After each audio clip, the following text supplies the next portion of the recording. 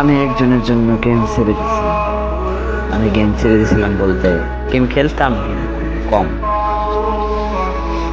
সে বলছিল যে গেম খেলেন না। আমি বলছি যে দেখো, হঠাৎ করে গেম তো আর ছেড়ে দেওয়া সম্ভব না একবারে। এটা আমি রেগুলার খেলি। তোমার সাথে যোগাযোগ হয় কম, তোমাকে সময় দিব কম। রাত্রে বাসায় আসার পর একটু গেম টেম খেলি। সে বলছিল যে আচ্ছা গেম ধীরে ধীরে ছেড়ে দিই। আমিও ধীরে ধীরে এখন খুব কম গেম খেলতাম। এবার তারে আমি একটা কথা বলছিলাম যে তুমি যদি আমায় ভালোবাসো তাহলে আর একটা জিনিস করবে না, যেটা আমার একদমই পছন্দ না।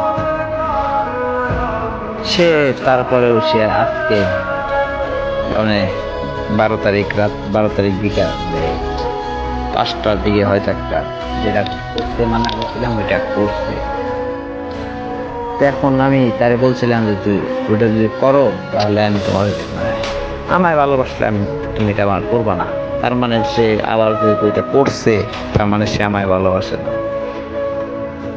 তো যাই হোক, টিকটকে ওই একটা জিনিস মানে তার একটা ভিডিও দেখার জন্য টিকটক চালাইতাম বা রাত্রে টিকটক চালাবো নাকি জানি না, হয় চালাবো বা না চালাবো ফেসবুক, হোয়াটসঅ্যাপ, এই আর কি সব কিছু বাদ দিয়ে দিব আর কি।